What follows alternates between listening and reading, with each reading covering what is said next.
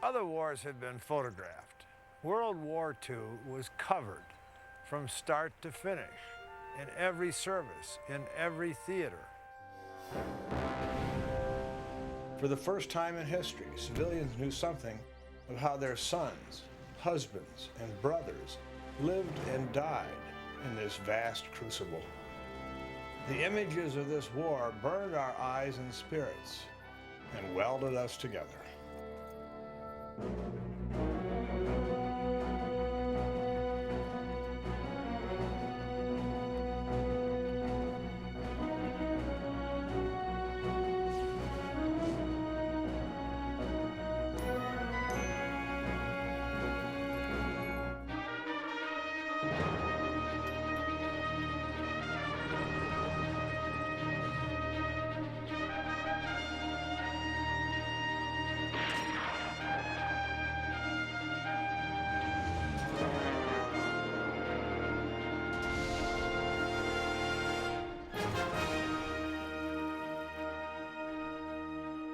I loved it because it was dangerous. I'm a fraidy cat, but if there was a job to do, I did it. No matter how horrible the action was that you were covering, when you looked through that glass was your filter.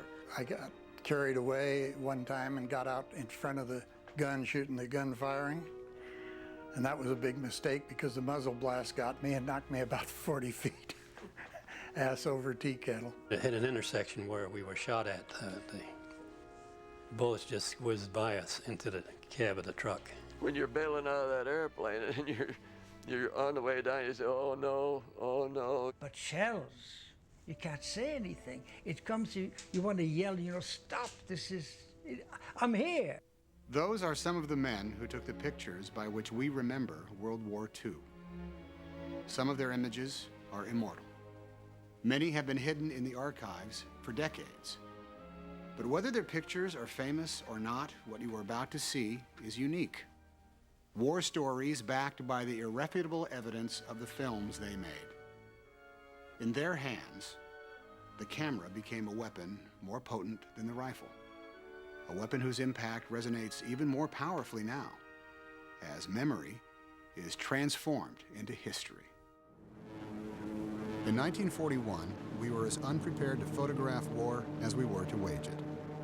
When John Ford made his film on Pearl Harbor, the Japanese attack was recreated out of special effects, intercut with old newsreel footage, and a few feet of the real thing.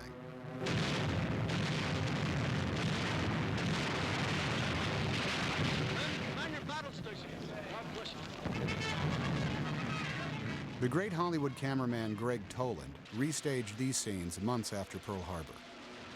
The actors are obviously amateurs, but they are real sailors. The attacking planes were the contribution of the 20th Century Fox Special Effects Department.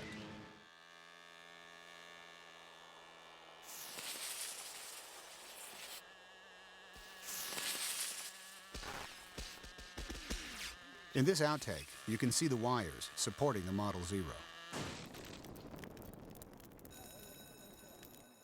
Ford organized his field photographic branch before the war as part of the OSS. Toland's crew set fire to crashed planes, adding drama to his footage.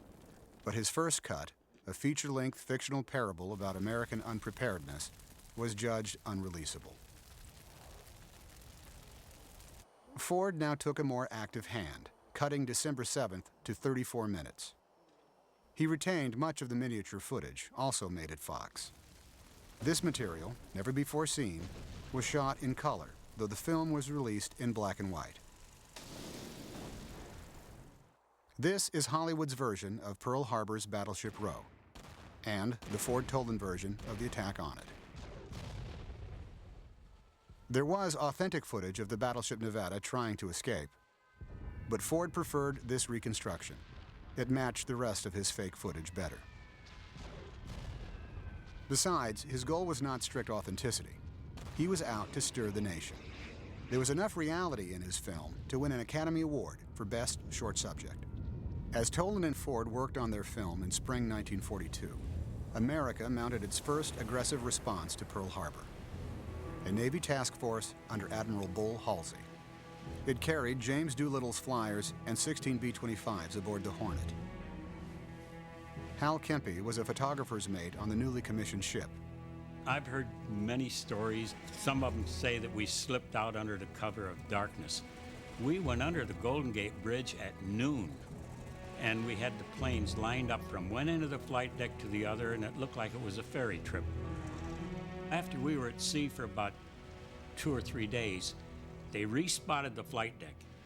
They took each B-25, they are tricycle landing gear, and placed them with their tails extending out over the flight deck, the edge.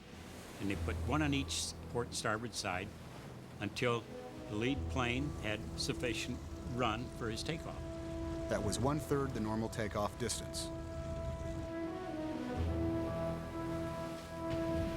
The raiders were spotted by Japanese picket boats. They were sunk, but might have radioed a warning. There was no choice but to launch the attack prematurely. So they said, Army pilots, man your planes. We're going to launch. So we were launching 8 hours too soon. Doolittle was first. Boom, he went, and the rest of the crews, of course, are wondering, can it be done?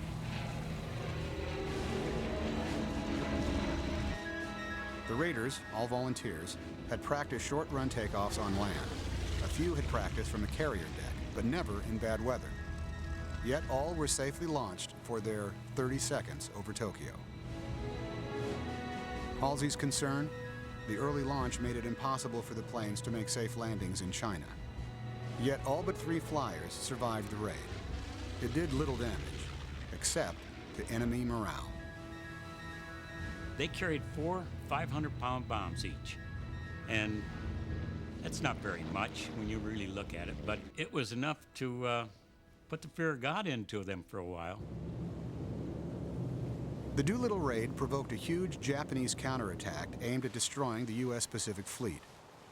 But we had broken their code and knew they would be attacking Midway Island. This evened the odds for the Hornet and 2 other carriers as they approached the war's first great naval battle.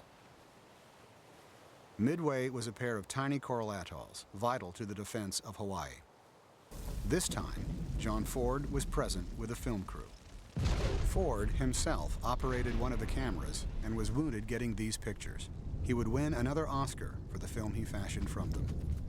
The crucial part of the battle was at sea, between ships that never saw one another. They didn't know exactly where the Japanese fleet was, but the torpedo squadron of ours, their skipper had an idea that it was off in a certain direction, and he went off there.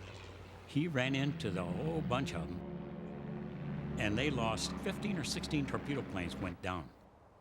These are the men of Torpedo Squadron 8 who found the Japanese carriers. They scored no hits, but along with other torpedo planes, they distracted enemy gunners, allowing our dive bombers to sink 4 carriers. Only one man, George Gay, on the right, survived. One of Ford's crews shot these pictures. The director made them into a short memorial film, which he sent to the squadron's next of kin.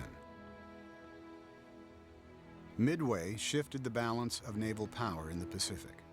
It cost the Japanese almost half their carriers. Still, their wounded navy continued to pose a deadly threat.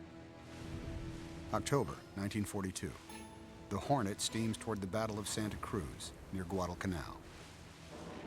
With her sister ship, the Enterprise, she was soon fighting off massive assaults from the air. Just how close the combat often was is demonstrated by this sequence, shot from the Enterprise.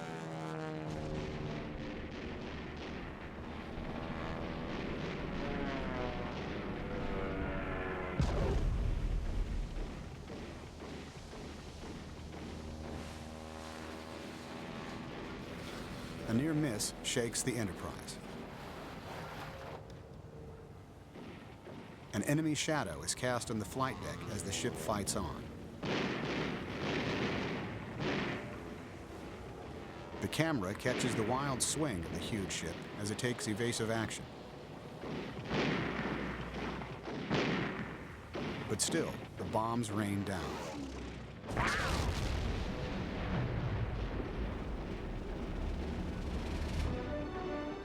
The camera survived this hit, but not the cameraman. The Hornet did not survive either. We were listing to the starboard, real heavy list. I went to the fantail to help with the wounded, where I stayed the rest of the day until we finally abandoned ship back there. And I swam out on the quarter, about 45 degrees out this way, and got out so far, and here come the destroyers in. I figured, gee, this is going to be a piece of cake. Pick us up real quick. And then they backed down and took off. And the destroyers started circling way out around the ship and started firing. And I figured, well, what are they firing at? We started looking in the sky, and coming in on this line that we had gone out on, Fantail, was a V formation of twin-engine bombers coming in. And you could see the 5-inch anti-aircraft bursts up there by them. And they came in, went right over the head, and one hit the fantail back here, and the rest was in a pattern right around the stern of the ship. And they continued on and never came back. And I got picked up right after that by the 411 Anderson. That final bombing run was a coup de grace. The next day, the Hornet's short, brave life was ended when American destroyers sank her. Our ship had been in commission for 1 year and 6 days. But the carrier war in the Pacific never ceased. We didn't have motors on the Mitchells, but you had to hand crank. So when we did flight deck operations, we did not hand crank at 3 turns per second on the small crank. We used the big crank, and we would start going up to high speed because we want slow motion of the crash. The pilot coming in for landing, if you ever see the photographer in the edge of the flight deck, start with that big crank. Look out, you bought the farm.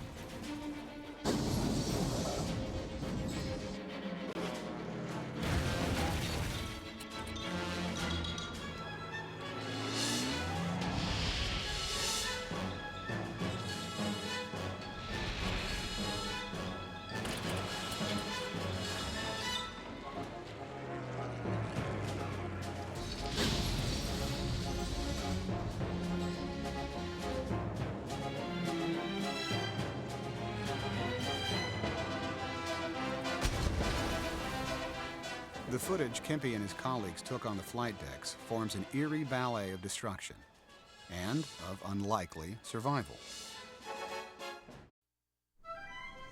By late 1942, we were officially training combat cameramen.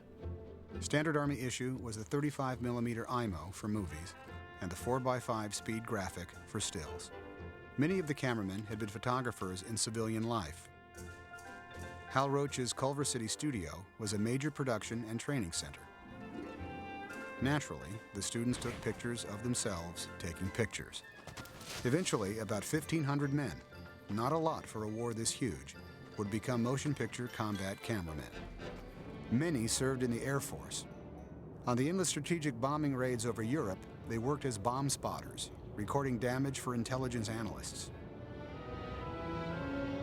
The oil fields at Ploiești in Romania were vital to the German war effort and among the most bombed targets of the war. On August 1st, 1943, these B-24s, based in Libya, mounted the first major attack on them at a daring 500 feet. Then, as later, results were poor. Ploiești was never knocked out. Doug Morrill flew later higher altitude missions over Ploiești. This mission can be 8-10 hours long, but the combat part of it's only about 10 minutes. 10 minutes is a long time. Try holding your breath. The IMO had a hand crank wind on it, and it seemed like always when the most important thing happened, you're sitting there winding that thing, trying to get it going. And I hated to reload up 20,000 feet. Reloading up there, your fingers get a little cold. When you come into the target, they put up so much flak that the enemy fighters won't come in there. They'll get hit. Bomb spotting is when the bombs release, then you get in there and you follow them and pick up their hits. When you get those hits down there, then the intelligence can use those. We were bombing Ploiești, and flak hit us. We had to drop out of formation. And then 6 Me-109s jumped us when we got out of formation. We were quite a ways away. We were all by ourselves. They just raked us back and forth and set us on fire. I opened up the bomb bay door because I was going to jump out there and stood out the back end. Here's this fire coming. I says, oh, I reached over and grabbed one of the little fire extinguishers about that long. I'm starting to pump that. I said, I better leave. I went out the back end, and just as I left out of there, it blew. But we average about 5 out of an airplane. When I bailed out, I was the last one out, and then the other 5 got killed in there. Another cameraman who survived the often catastrophic air war was Dan McGovern. You were so busy you weren't thinking about a battle. You were thinking about helping others and shooting. In the meantime, you couldn't become a spectator. You had to shoot. If you're flying on a bomber, there's 10 crew members in the bomber. You're the 11th man. So then we had to prove ourselves. As a matter of fact, this is a true story, so help me God. I photographed my own crash landing. The 2 engines on the right side, out. The 3rd engine on the left side, out. 1 engine. So I cut to the right, cut to the left, look over the top, and the airplane's coming in for a crash landing.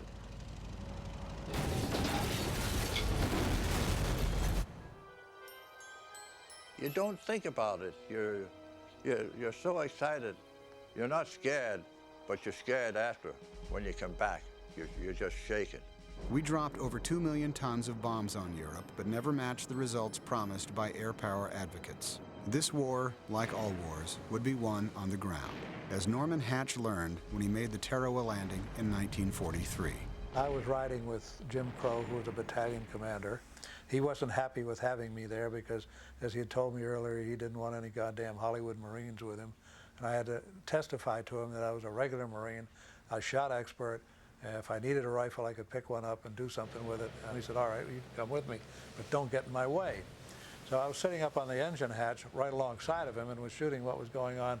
And he observed that his Amtraks, which were the first 3 waves, were not maintaining their course. And because there was a .50 caliber buried in the sand that was shooting at them, they kept edging over to the right.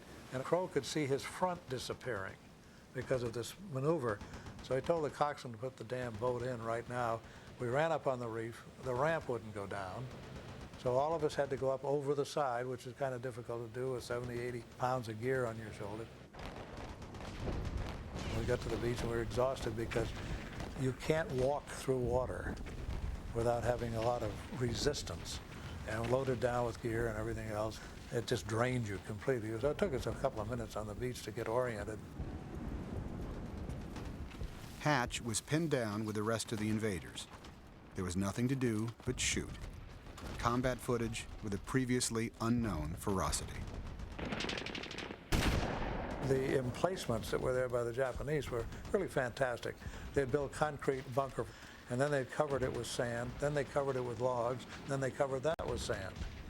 And they were pretty impregnable. The Pacific War favored the cameramen. Spaces were confined, the action within them tightly focused. The brutal reality of war revealed itself here as it rarely did elsewhere.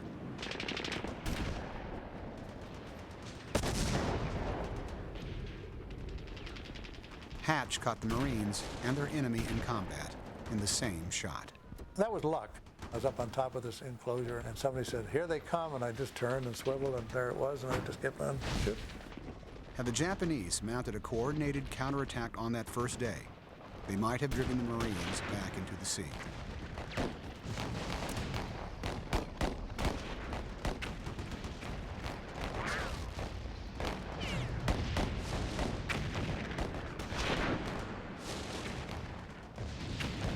But the fighting remained as Hatch's film showed it. Ferocious, yet disorganized. Most of the Japanese fought to the death. The Marines took only 17 prisoners. The seas continued to run against reinforcements. Among them was another cameraman, John Ercole. From my boat, we didn't even know what was going on. We were going nowhere. The propeller and the tide didn't come together. I was shooting whatever I could at the time, faces of people in my own boat and things like that. 19 hours later, we finally made a landing. What Ercole found to shoot was mostly the dead and wounded. At first, their evacuation was poorly handled. Hatch credits a movie actor with getting things organized. Eddie Albert was there, and he was a Navy JG at the time, and he was a boat director, and he discovered early on in the game that there wasn't too much coordination on getting wounded out, so he got on the beach himself, and he stayed there during the worst part of the fighting and directed any of the Navy boats bringing supplies in to carry wounded back out to the ships. As the battle moved inland, the futility of the pre-invasion naval bombardment was obvious. Their pounding really didn't do too much good. They were using armor-piercing shells, and there wasn't any armor to pierce, and they were hitting sand, and they were bouncing off and skittering all over the island. You'd see these 16-inch shells laying all over the place. Nothing had ever happened with them. What grabbed me and took hold of me was the bodies, the dead bodies, God knows how many Marines, face down, floating in shallow water. That was the first time that I had really seen dead bodies. When you see these bodies floating in the water, I mean, it really grabs you. And they all seemed to look like a buddy of mine, Norman Hatch. This was a piece of ground that wasn't as big as Central Park in New York. And in the course of that 72 hours, 6,000 people died. Now, 5,000 of those were Japanese, 1,000 were Marines, and then there were another 2,000 wounded. Passing a disabled tank, Hatch heard this kitten's cry. At first, he thought it might be a wounded enemy, but it was just another war victim. He thought he might make a pet of it, but after getting his drink, the kitten scampered away, never to be seen again. The quality of his Tarawa film earned Hatch a trip home, where this footage of him was made for an Army-Navy short subject. We drove down Market Street, and every major theater had my name on the marquee as taking the Tarawa film, and they were running it. You know, that's the best brand of combat film I've ever seen. Hey, that's okay. When an Army man says that to a Marine brother, he means it. Oh, just luck. A movie cameraman, a stills man, and a driver. That's how the Signal Corps organized its combat photographers in Europe. The cameras we were using were IMO, called a bomb spotter camera. It had a big crank on the side. You wound it up, and they only had one lens, and that was a 2-inch lens. And if you can believe the running you have to do to get your long shot, medium shot, and close-up with a 2-inch lens was really criminal that they sent us there with that kind of stuff. Yet remarkable things could be done with that equipment. John Huston, one of several Hollywood directors who followed John Ford to war, used it to make what critic James Agee thought the best of all war documentaries. Huston would write and speak the strikingly ironic narration. Patron saint, Peter. Point of interest, St. Peter's, 1438. Note, interesting treatment of chancel. Huston, however, would find real war more difficult to direct than the Hollywood kind. From the end of October 1943 until the middle of December, San Pietro and the surrounding ground was the scene of some of the bitterest fighting on our Fifth Army front. The Italian campaign had entered its second phase, the push forward again, after a static period brought on by heavy seasonal rain. Huston came over, and he had a mission. That was to make a coherent narrative of one small battle that would represent the entire war. Well, he went forward, realized that you have no control. You shoot what you could get, that was it. You come up, you can fire 3 rounds and drop, but you can't get 10 feet of film in the same way. But if you had control, you can do a lot with an IMO. So he came back, they gave him 2 battalions out of the 36th Division who were in rest, and said, here it is. And then he went ahead and he staged that whole thing. Now, he used film that we had shot, I mean, actual battle film, and he intercut it with what he had. His stuff was much better than ours. Ed Montaigne has a veteran's genial tolerance of Huston's tricks. He used the most picturesque munitions. He slammed the camera with his hand to simulate explosions.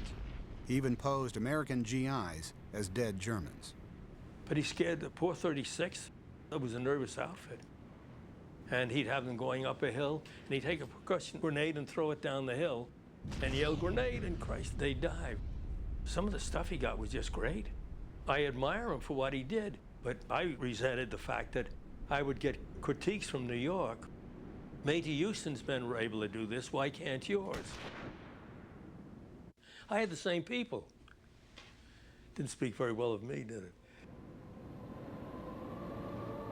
Some of Houston's most moving footage was of people picking up the pieces, of life reasserting itself in the little town of San Pietro.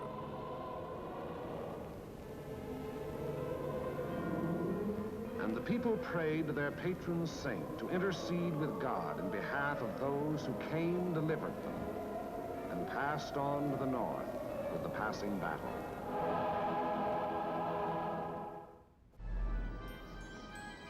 By 1944, the combat photographers were everywhere, even the China-Burma-India theater. To most Americans, that was the war's most obscure corner. Hidden behind high mountains and deep jungles, it was both a political and logistical nightmare. One air supply route was called the Aluminum Trail, after all the planes downed flying it. When Generals Joseph Stilwell and Frank Merrill met to plan a mission against the key Japanese airfield at Mishina, photographer Dave Quaid was there. When General Stilwell flew back off in his little Cub plane, I went up to Merrill and I said, "Hey, General, you mind if I join you guys?" He said, "Come on along." Technically, Quaid was AWOL when he joined Operation Galahad. He had no idea what he was getting into. So now we're on this trail that is basically impassable. And we had to cut steps. So even the mules that can do anything, handle any terrain, could not handle this trail. We ourselves carried so much equipment. I mean, 5 days K ration and ammunition and rifles and I carried a 13-pound camera and 2,400 foot of film. It got so rugged that the mules could not make it. And then finally what they had to do was take the loads and the saddles off the mules. They would get a GI, and a bunch of guys would lift this 96-pound saddle and put it on his back, and then he would have to climb the steps. And then when we got to a more level area, we would load up the mules again. Quaid tired of repeating the same front and back angles. He found a precarious perch in a tree to get this side shot. The drop is 300 feet. So I was young then, and I jumped down and I made this shot.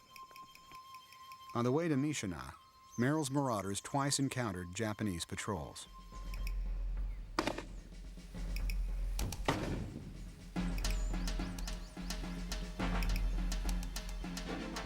Here you can see an enemy bullet cutting through the brush.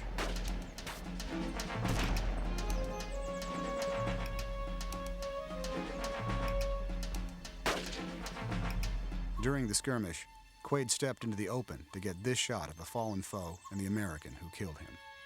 Probably the dumbest shot I've ever made in my life, because the Japanese were so stunned, they didn't fire. They didn't believe their eyes. This wilderness trek took 6 days. The method of handling malaria was very simple. Simplest thing in the world. It's called walking it out of you. All our walking wounded from the 2 battles we had fought while coming over the mountains were still with us.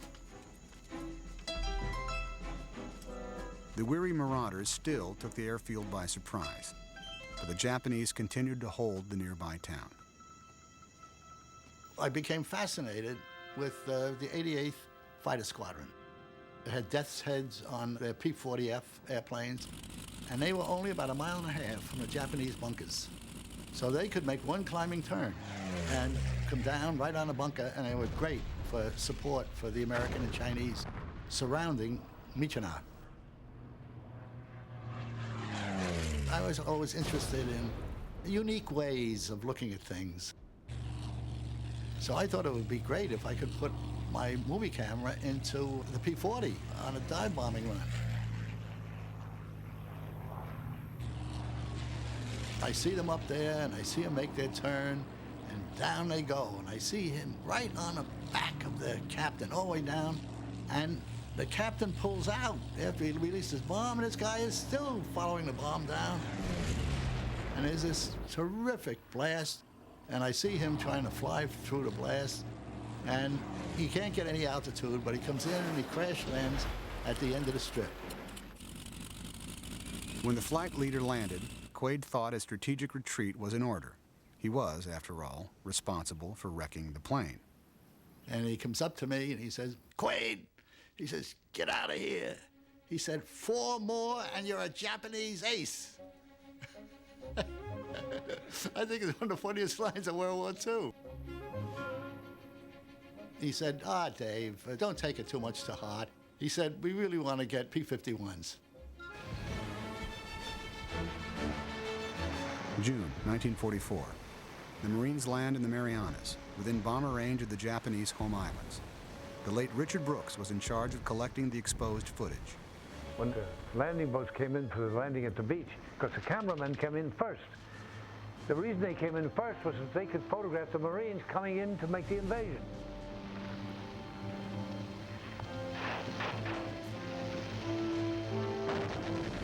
Like John Huston, Brooks would edit, write, and narrate this footage into a great war documentary.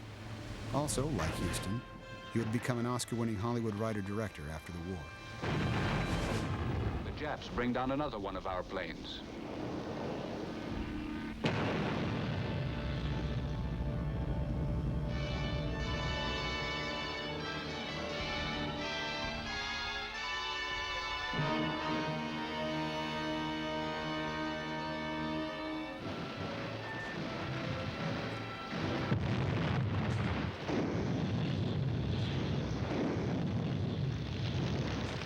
Sniper is burned out.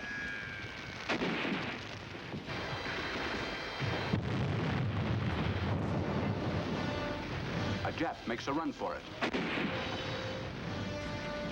Lieutenant General Holland Smith, U.S. Marine Corps, commanding the assault forces.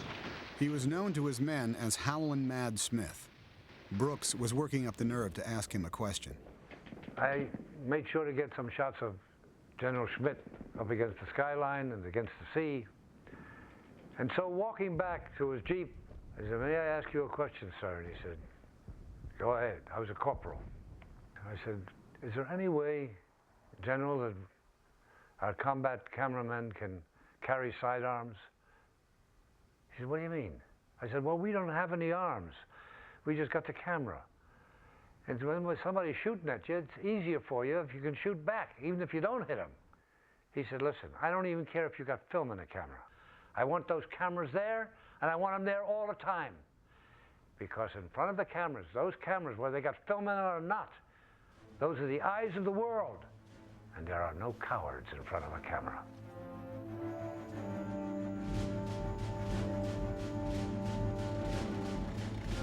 John Urkel was again one of the photographers.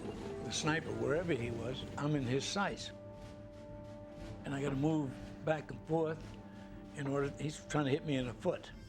And he keeps hitting the ground. And I'm photographing this tank where our Marines are carrying some badly wounded Marines on their shoulders and using the tank as protection. The tanks were a key element in the victory.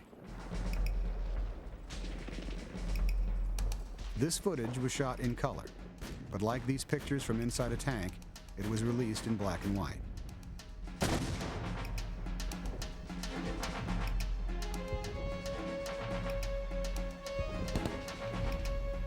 The last Japanese strongholds were the hills, honeycombed with caves, from which they had to be painfully rooted out. The big thing on Saipan was knocking these guys out up in the rocks. We had people speaking Japanese, trying to get them to give up and so on, and they're just shooting back. In the Marine Corps, we took an oath that you're willing to die to save your buddy, and you're willing to get shot up to save your buddies. And the Japanese took it a little further. Their oath was to die rather than give up.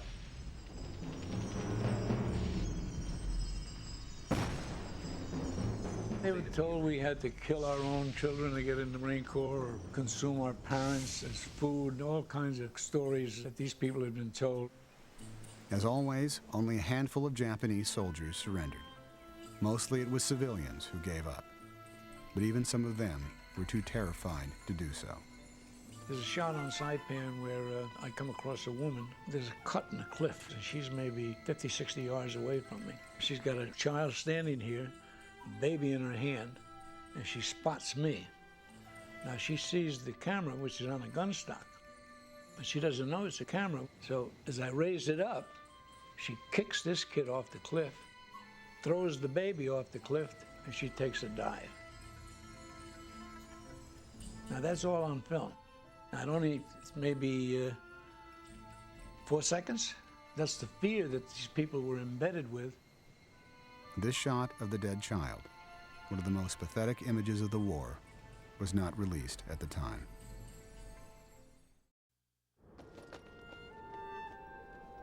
These paratroopers would be the first to breach Hitler's Atlantic Wall.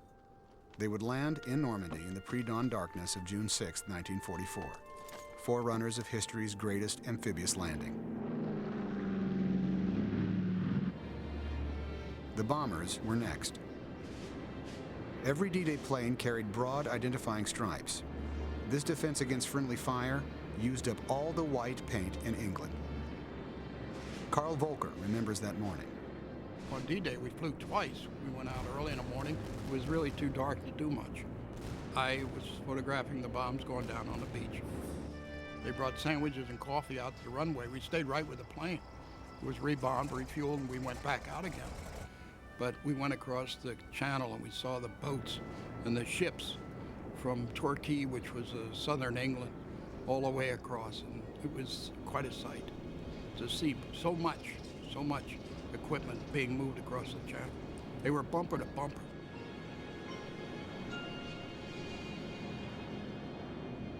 The troops passed the hours in the usual pastimes of anxious waiting. But inescapably, they were alone with their thoughts. And with the equipment on which, luck aside, and who dared think about that, their lives would depend. In that whole vast armada, only one creature didn't know what awaited him. But even he was prepared for the worst. Still, the choppy channel and the fear took their toll. As the day brightened, the gliders appeared, carrying more troops to assault the Germans from behind their lines. Then the bombers, flying low, returned. But the second time, we went over low, maybe 5,000 feet. It was exceptional for us. We never bombed down that low. Volker's bomb spotting was also exceptional, steady and unerring. In most of the documentaries of World War II, you'll see a chicken foot impression on the screen. That day I got static electricity in the camera. Well, the sparks appear in the gate, and it's on every foot of film goes through the camera. That was my D-Day. It was like 1,000 4th of Julys rolled into one, an eyewitness said. But the naval bombardment came too soon. It was too dark for accuracy, or for Walter Rosenblum's camera. I couldn't go in on the very first wave because it was dark. It was the only way I could photograph. Boats went in, and then the landing craft came back and loaded up with another crew, and I went into that crew. And it's like you see in the movies. You climb down a rope ladder, and I went in on one of these landing craft. The men in these later waves would confront D-Day's grimmest reality, the sight of their fallen comrades. And we landed on the beach. And the thing that struck me first is I'd never seen a dead person in my life, but I was surrounded by death. There was people, GIs in the water, rolling up and back in the water, blood all in the water, and it was a very frightening sight.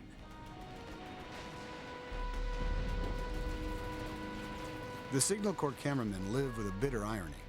Almost the entire surviving photographic record of D-Day on the American beaches was shot by Coast Guard cameramen.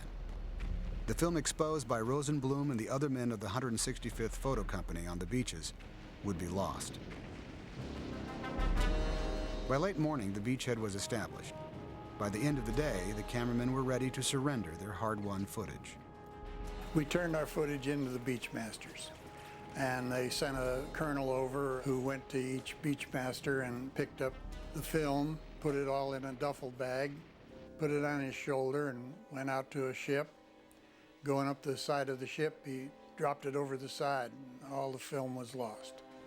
There was just one exception, a cameraman named Dick Taylor. He made this great shot. By default, these few seconds constitute D-Day's most famous footage. The only film you see, American film from D-Day, was our motion picture guy that was with 1st Infantry Division. He got wounded and he carried his film back with him, and he got about 3 or 4 scenes before he got hit. Much of Taylor's footage is of combat's aftermath. It is of men who have spent themselves in war, trying to regather their strength. They dig in. They tend to the wounded. Mostly, they register the shock of survival. Their history has shrunk for the moment to this one terrible day. They can see nothing but the awful shore they so recently crossed. They are forced to contemplate the deaths they, by some miracle, avoided. On D+1, the supplies rolled in. So did the foul weather. Everywhere you looked off Omaha Beach, boats and their crews were in peril on the seas.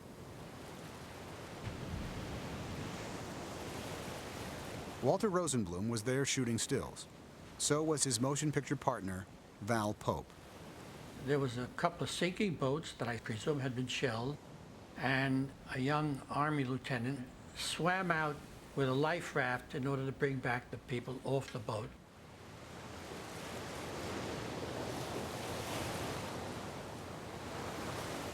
When I started, I said to myself, Walter, you're a pretty good swimmer. You have 2 alternatives. You can go out with him and help him bring him back, or you could photograph. And at that moment, I realized that my job was to take pictures, and that's what I had to do.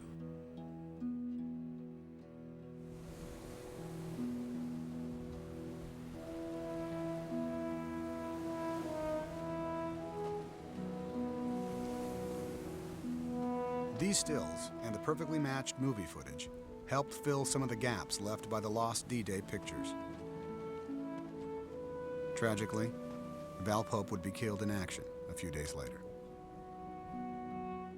The well-known picture of that sequence was this young lieutenant who was bending over a GI giving him first aid, and he looked like the most heroic fellow I'd ever seen in my life.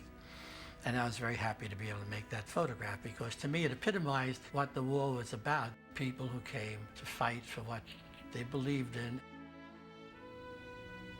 3 weeks after D-Day, there were almost 500,000 well-supplied American soldiers in France. Stephen Ambrose calls this logistical miracle the great achievement of the American people and system in the 20th century. Who would dispute him? Only perhaps the GIs still struggling to break out of their beachhead against unforgiving terrain and a stubborn enemy. On the ghostly beaches, the barrage balloons arose, protecting the masses of incoming supplies against the almost entirely absent Luftwaffe. Everywhere, casualties were counted. They were heavy among the airborne troops. But the planners were ready for death, too. It was neatly registered. The High Command and their tankers were less well prepared for a unique and hazardous feature of Normandy's topography. All through Normandy there, it was all through hedgerow country. They're about 6 foot high and 6 foot thick, and got trees growing out of the tops, and they're real fortresses. We could be digging in on one side of a hedgerow, and the Germans would be digging in on the other side of it.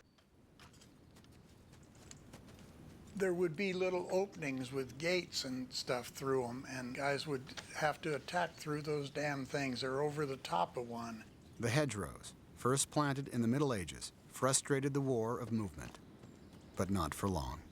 An ordnance sergeant figured out that he could weld two big prongs on the front of a tank, and they'd dig into the hedgerow, and the tank would shove its way right through a hedgerow.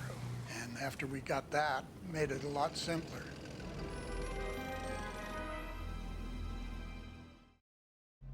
Some 60 years ago, an anonymous German bureaucrat poked his finger on a map and decreed that here in this French farmer's fields would be the site of these big coastal batteries.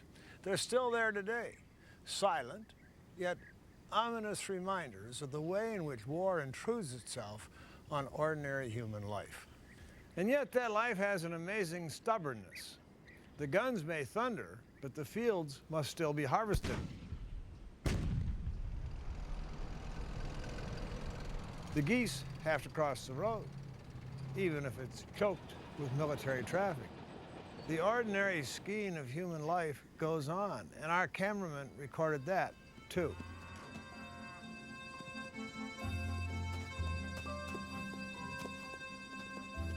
The young liberators were bored, restless, coltish when they were off duty.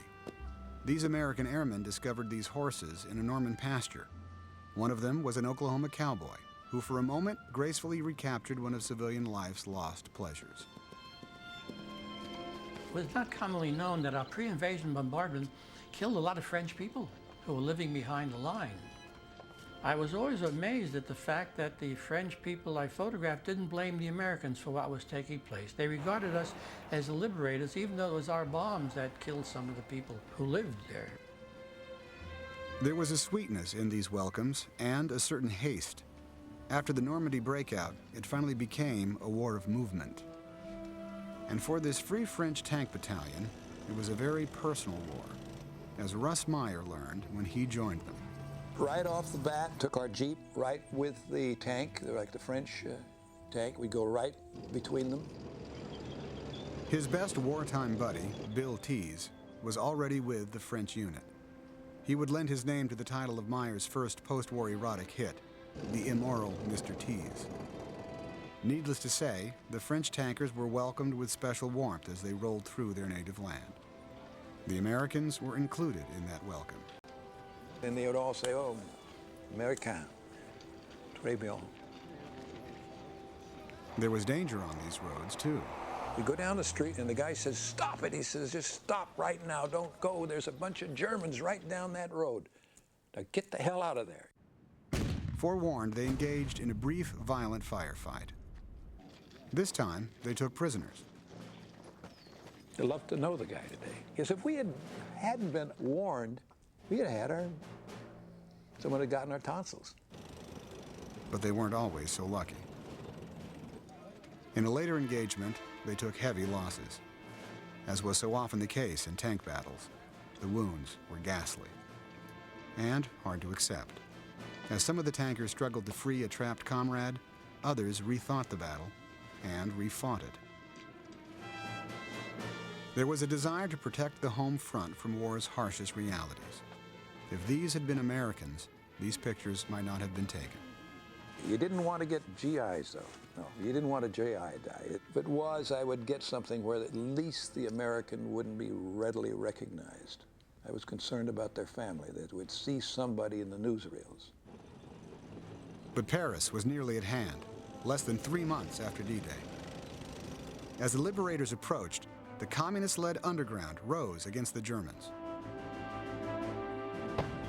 In the streets, the German tanks were opposed by members of the resistance carrying only small arms. Amazingly, they forced an uneasy truce. It is possible they prevented the destruction of the city that Hitler had ordered.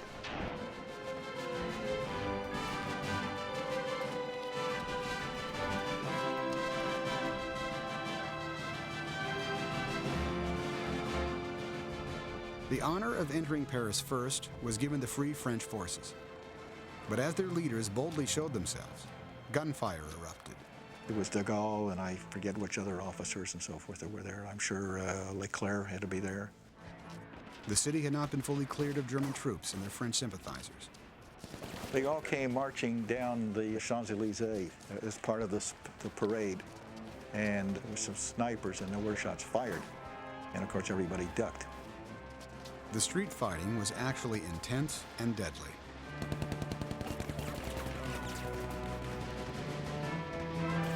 In many places, people were pinned to the ground, unable to move. The terror was palpable.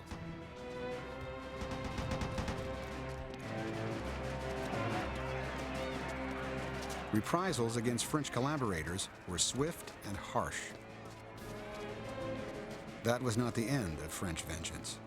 We were advised of some activity regarding collaborationists, and what they were doing is taking, in this case, women collaborationists and shaving their heads. These are, I guess, women who had socially gone out or played around with some of the German soldiers. The idea, as I understood it, was that for weeks and months afterwards, everybody would know who the collaborationists were. For the most part, they said nothing. Some smiled, and some just stared straight ahead. And I guess tried to make the best of what they were faced with. The Allies at first intended to bypass Paris, but it was unavoidably in their path. Most of these soldiers did not stop. For them, Paris was just a quickly glimpsed place on the road to victory. In a smaller French city, Fred Bournet found the joy of liberation more freely expressed and more directable. The people were out in the street and they were just absolutely ecstatic, hysterical with delight. And they hung bunting and they lit glasses of wine. And you know what is so great is that you don't have a script, you seize those wonderful moments. And there were lots of girls, flowers in their hair, and they were sort of waving and greeting. But they were not doing it with enough enthusiasm. I thought, you know, this is such a great moment. It should be like the big parade. So I said to the girl, look, écoutez, when that stream of soldiers is walking by, run against that stream and kiss them.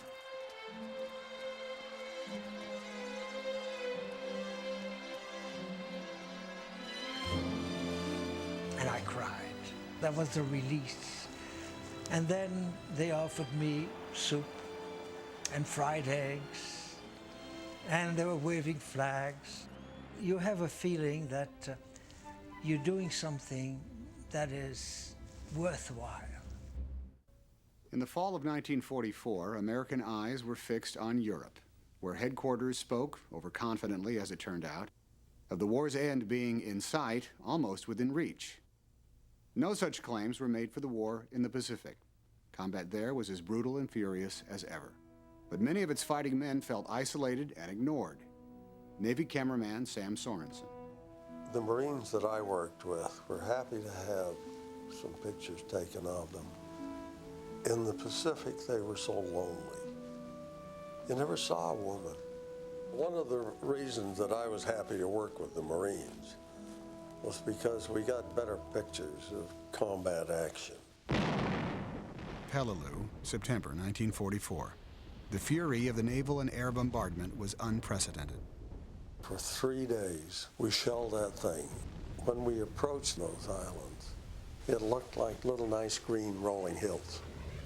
When we got through, it looked like little rugged, jagged mountains. They were little coral mountains sticking up all over. And I couldn't believe anything could live on there. But the bombing was ineffective. The enemy remained safe in their bunkers. So when the Marines started in, there was an outer reef. And they got hung up on that reef. They were caught in Japanese crossfire. So a lot of them had to unload there and go on in with amphibious tractors and guns. And then when they hit the beach, they got raked from this point, they call it. The irony of Peleliu is that it was unnecessary. General MacArthur thought he needed it to shield his invasion of the Philippines. Military historians now agree that he did not. The Marines took almost 50% casualties. They holed up in caves. They never made bonsai charges. And they had little, what they called spider holes, where one sniper would stand. They finally would close them up. They'd blow them up and close the entrance. Then the Japanese would come out of another hole. But it took 2 months to get them out. They took maybe 100 prisoners out of this whole thing. And in the end, we had lost something like 1,900 Marines, and we had to kill nearly 13,000 Japanese. Meantime, the war in the China-Burma-India theater continued, and Dave Quaid soldiered on. It was a Thanksgiving airdrop, and President Roosevelt said, no matter where your son or daughter is, on land or sea or in the air, he's going to get a turkey dinner. And I said, that's hogwash. And I said, I'm going to photograph this drop, and I'm going to prove that it never happened. Aerial resupply had been taken over by a new unit fresh from Europe. Their adjustment to the CBI was poor. Coming in too fast and low, their drops were often inaccurate and often destroyed their cargo. The plane now was directly over the trail we were on. So I yelled to these guys to get off the trail. In fact, the skinny, emaciated guy there with a camera is me. They scored a direct, if accidental, hit on Quaid. The medics immediately assisted me, as did my buddy Bill. His ordeal wasn't over. He is still moved by Bill Brown's willingness to risk his life for him. And here was the chute coming down on me, right on my face. And I said, Bill, look at that. And Bill got up, stepped across me, said, I'll get it.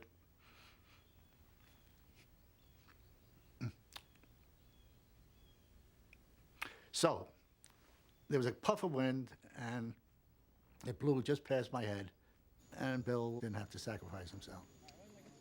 Dave Quaid's war was finished.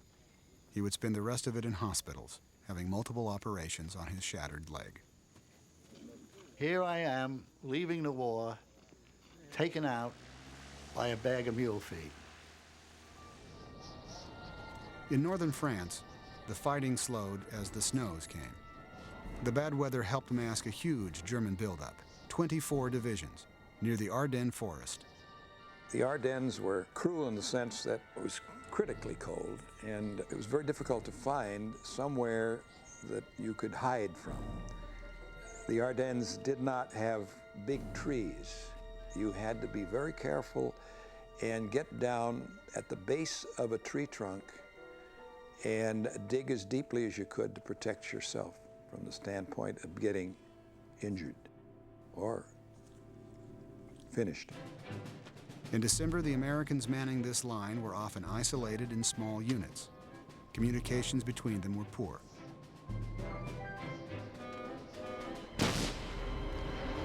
They were not expecting the battle that began on December 16th. Many of the GIs fought tenaciously, though they were often completely surrounded by the enemy. The Bulge, Hitler's last great gamble of the war, eventually extended 50 miles eastward, but it did not burst.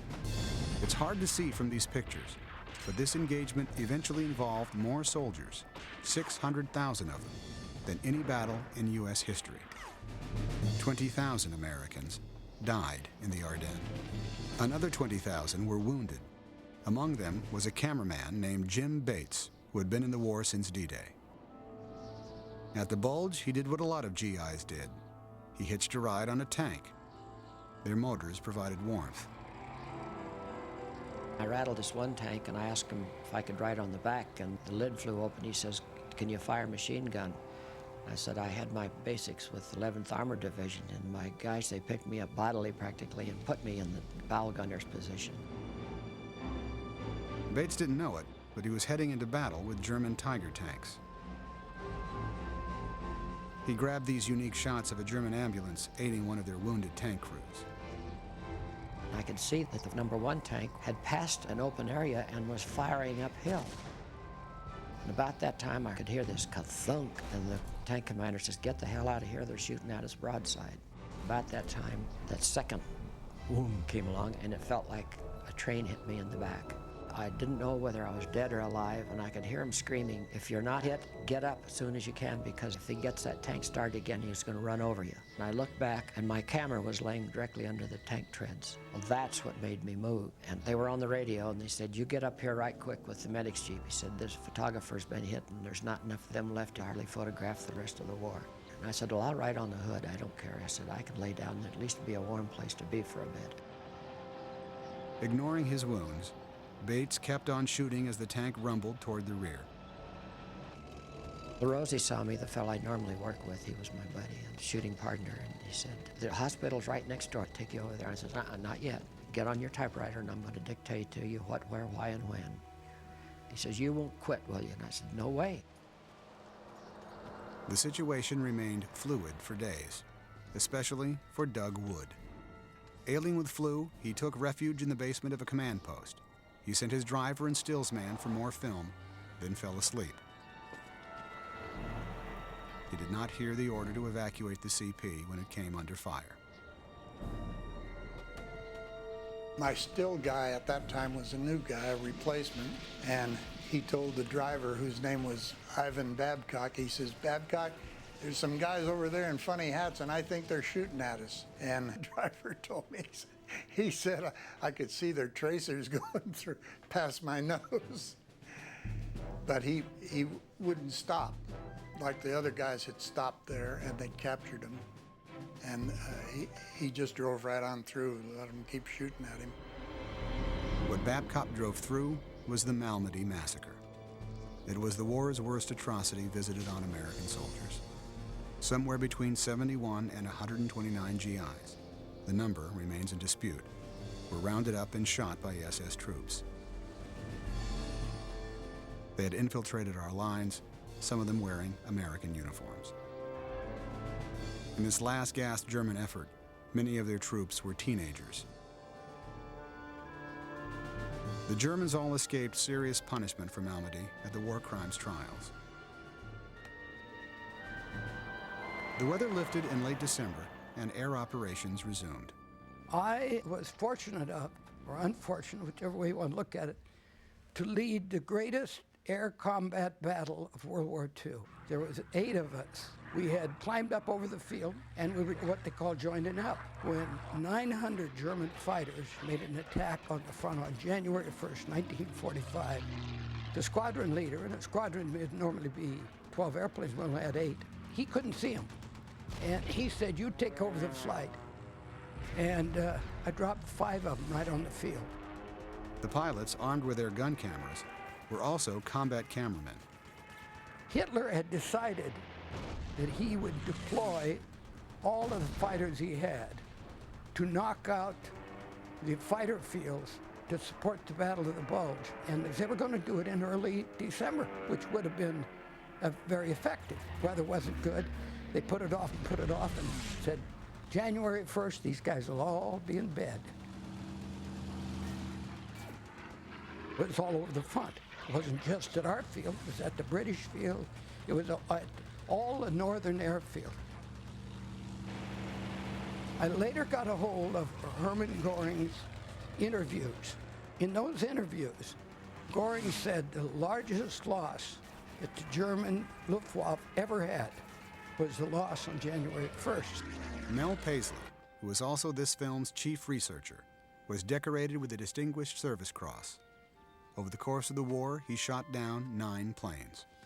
The Battle of the Bulge ended January 7, 1945. Germany was now largely open to the Allies. Italy, 1945. Dictator Benito Mussolini was deposed and exiled. The government surrendered, and the populace turned viciously on their former allies. I went over to the CP to find out what was happening, and I was told they had captured Mussolini. And General Krittenberger was to take his surrender. So I went down to CP about 5 o'clock the following morning. And here's a limousine with 3 German officers in it. They'd been picked up by the 1st Armored Division. They'd run into a roadblock and captured. I went to Crit and said, "What are you going to do?" He said, "I'm going to get this bird surrender." I said, "What about Mussolini?" He said, "Mussolini will have to wait." I'll never get that line. And he said to him, "General, we're both professionals. He said, you can't get out. The passes are all closed. The smart thing to do is surrender the Ligurian army, which is the last intact enemy army. Went back to see Crit, and he was sitting on a rail, and he was sort of dreaming. And he said, Montaigne, do you know that every cadet at West Point dreams of the day when an enemy army surrenders to him? Today it happened to me. Krittenberger's decision doomed Mussolini, his mistress Clara Petacci, and other fascists to death at the hands of partisan guerrillas. Their bodies were displayed in Milan. It had been going on for quite some time when we got there. And we photographed what we could. We got crowds. We got Mussolini hanging upside down, Petacci alongside him. I remember her skirt had fallen over her face, and a woman came and pinned her skirt between her legs so she wasn't exposed. They cut him down. I remember he got his head hit and picked him up. Now, the partisans were running it. We had nothing to do with it.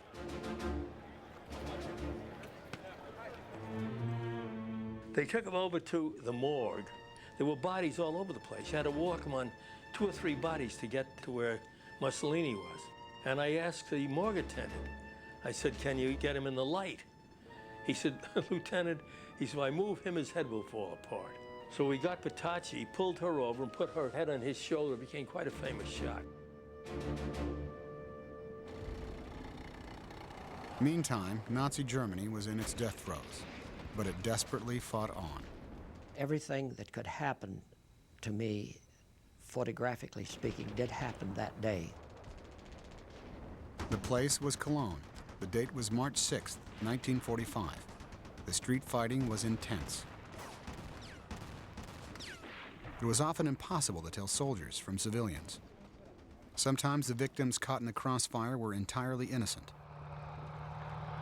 By this time, we had a new T-26, and the T-26, it was so far ahead of the old Shermans, it was unbelievable.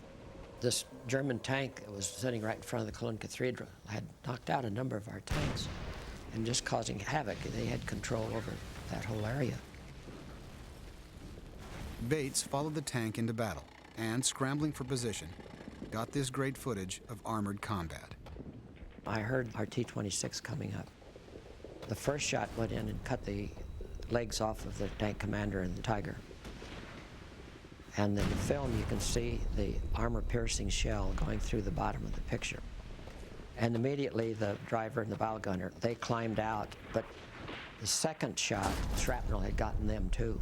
The concussion from that 90-millimeter gun is so tremendous that it would just blow me off my picture, and I'd have to get back on it again. I couldn't use a tripod, of course. I had to handhold it. The tank commander that had his legs cut off, of course, just laid on top of his tank and burned up right in front of the camera. That thing was burning even the next morning. After it was all over, there was still smoke coming out of it because it had so much ammunition and whatnot in it. 2 months and 1 day later, the war in Europe was over. Its dead, its crusaders, as General Eisenhower called them, rest in cemeteries all over Europe. If anything, their deeds are more revered now than they were at the time. Some of their immortality derives from the photographic record. The combat cameraman recorded the last days, hours, moments, even the last breath of many of those who lie here. It isn't something that they talk about very much. It was, as they say, just a part of their job. But it was a more important job than they knew. For the film they made is now beginning to outlive memory. Eventually, it will be the only recollection, made on the spot, of how our citizen soldiers lived, fought, and died. The cameraman in Europe had one more duty to history. It was unquestionably their most important one. That was recording the horrors of the death camps. At Dachau, Walter Rosenblum was too shocked to shoot. These pictures were made by others. There were a group of boxcars. I climbed up the boxcar to see what was inside. And the boxcar was full of dead people, and there were about 30, 40 boxcars along that road. And when I looked in, I was so shocked. Could you imagine not having seen anything like that before? To see a boxcar full of dead, emaciated people? And at that particular moment, I forgot I was really a photographer. I was just overcome by it all. I was on an assignment with Ellis Carter, and we went into Germany to cover bomb damage that was done by the Allied air power. On April 11th, the 3rd U.S. Army liberated Buchenwald, and when we heard of this, we immediately drove over there. What the cameramen found behind these gates was beyond their imagining, but the inhumanity they recorded is literally undeniable. As a soldier in the American Army, I had no knowledge of these camps and have not heard anything about it. It was horrible. There was bodies stacked up like cordwood. We judged them to be about 60 to 80 pounds in weight, and people were actually dying day by day, even after the camp was liberated. Many of the prisoners could not speak English, of course, but they raised their hands to us and showed their gratitude for us freeing them. This camp had about 20,000 survivors at the time of liberation, and about 8,000 of them were children.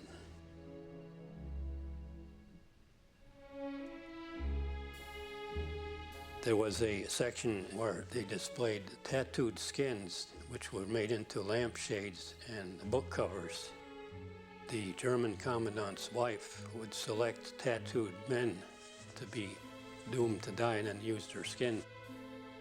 After a few days, the German civilians of the town right next to Buchenwald, called Weimar, were paraded through on a tour of the camp to show the atrocities and to show them what the Germans had done. Many of them wouldn't even look at the torture or the bodies. Some of them were crying, some of them had their mouth and nose covered with their handkerchiefs, especially the women. So in the filming that we did, you could see this evident where they just kept going through because they had to. They weren't too interested in looking at the atrocities.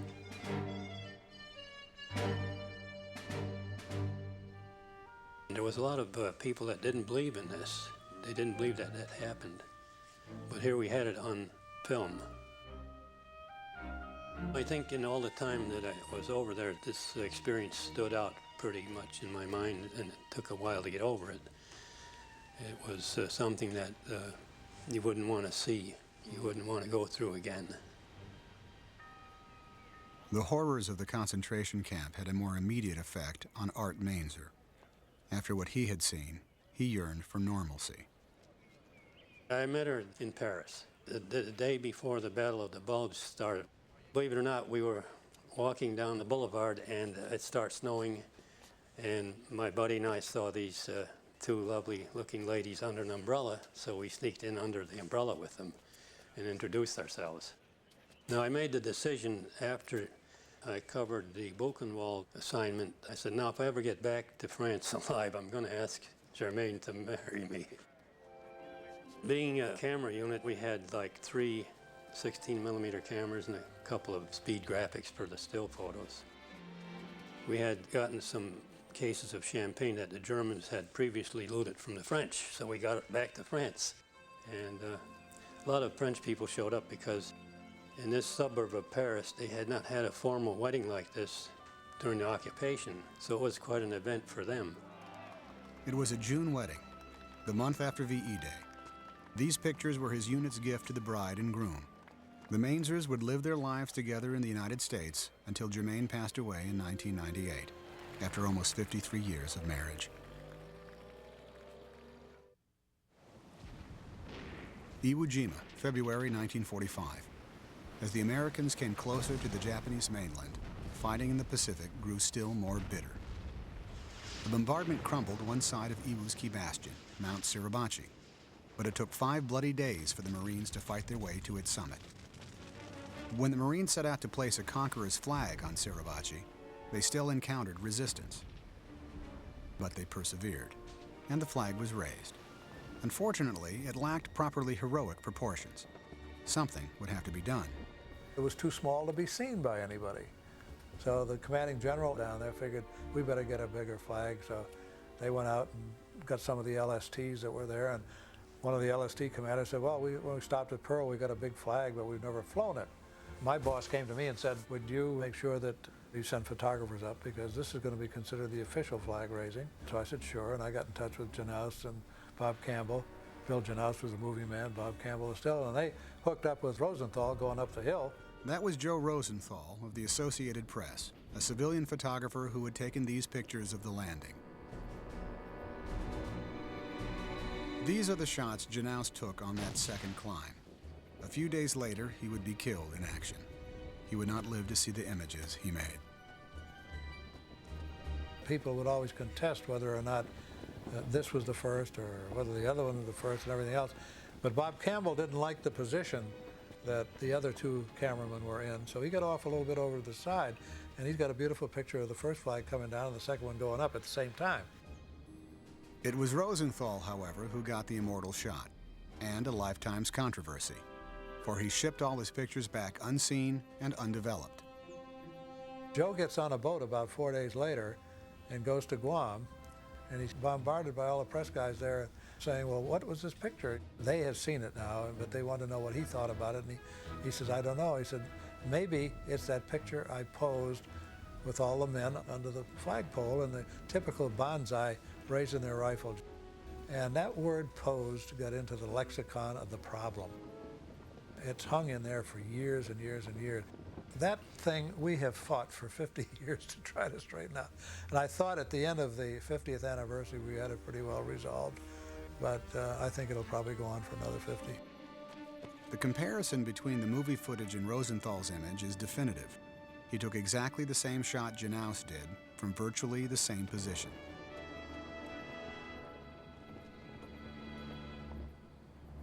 This controversy, to some degree, masks the real story of Iwo Jima, its cost.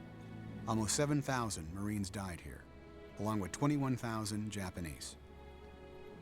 The Marines were awarded 27 Medals of Honor, more than in any other engagement.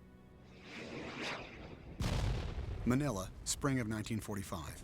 It was now unquestionably war without mercy, as one historian called it. The fires the Japanese set destroyed 70% of the city. They killed 100,000 civilians in an orgy of destruction. This act of vengeance on an innocent population was recorded by Don Honeyman. Next day, the infantry was moving into the city. We got some very good street fighting.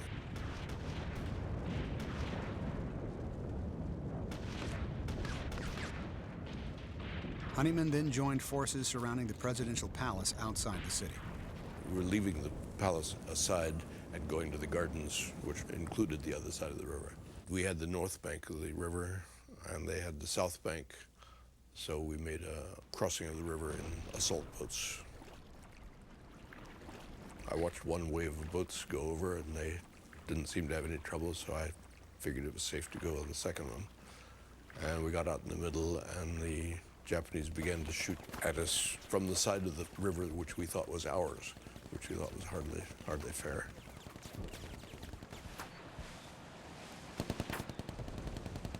The Americans brought up armored amphibious vehicles to bring their troops safely to shore. Came across a BAR man who happened to be down on his elbows next to a sign saying, "Please do not pick the flowers." In the city, fighting remained intense. A Japanese strong point was the Legislative Palace. 8-inch howitzers lined up side by side practically, firing point blank. Simply taking down the building stone by stone practically. Despite the incredible firepower leveled at them, the Japanese hung on in the ruined palace. Infantry would have to root them out. Next day, I went to cover the transfer of civil government from MacArthur to the Filipinos. And he said very proudly how Manila was now secure. And I said, all except the legislative building. Okinawa, Easter Sunday. The idea was to stage the invasion of Japan from this large island. Rather innocently, Lloyd Durant decided to shoot a film on combat cameramen here. What better subject to put on film than the story of the combat cameraman, who was practically unknown at the time. We knew that our next operation was coming off in the Pacific.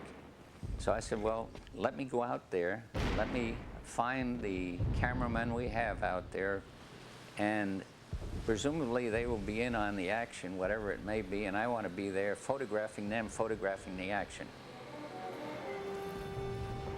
So we hit the beach at Okinawa. There I was, working with these guys, creeping in foxholes, squirming along the beach and trying to keep the sand out of the camera and out of my mouth, and they're trying to do the same thing. And also, there were a few bullets flying around. The battle would continue for 3 months. Among the casualties, the worst of the war, was a cameraman. He was a Navy cameraman. Somehow or another, he was hit and blinded. They had bandaged in the field his eyes, and some of it was still hanging down. He, of course, could not see. They brought him up on the side of the ship, and he got to the top, and he's reaching for help. He can't see a thing. And his buddies reached up and took him down. And our commentary is, for this cameraman, the picture was over. And that's exactly what it was. He never saw again. Later that day, the kamikazes came in. These were guys who were dedicated to giving their lives for their country. And they crashed into us.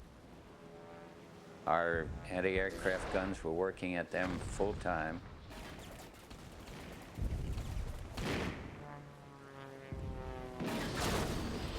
And our other problem was our own flak coming down did as much damage to many of us as did the kamikazes, because it go right through your helmet, of course, if it hit you directly. Bull Halsey said the kamikazes were the only weapon I feared in the war. There were over 1,300 of these suicide attacks. They sank 26 ships and damaged 300.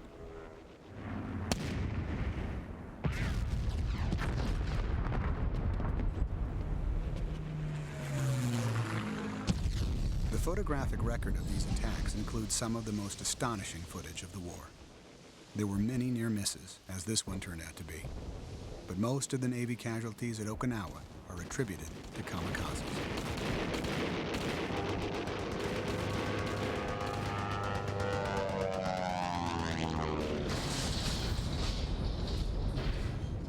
They damaged some carriers, but sunk none, yet they persisted. The last kamikaze attack was mounted after the surrender. These B-24s are over Balikpapan in Borneo. Known as the Ploesti of the Pacific, the huge oil refinery was bombed for 30 consecutive days in the summer of 1945. They were softening it up for what would be the last amphibious landing of World War II. The American Coast Guard took Australian troops ashore. Jerry Anker was there with his buddy Jim Lonergan, also a cameraman. He wanted a picture of himself in action. Anker obliged with a snap that became famous in the photo histories.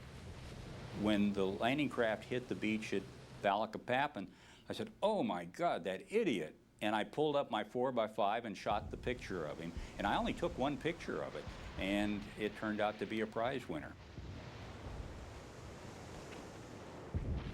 Here, in the war's waning days, Anker was presented with another, more terrible photo opportunity.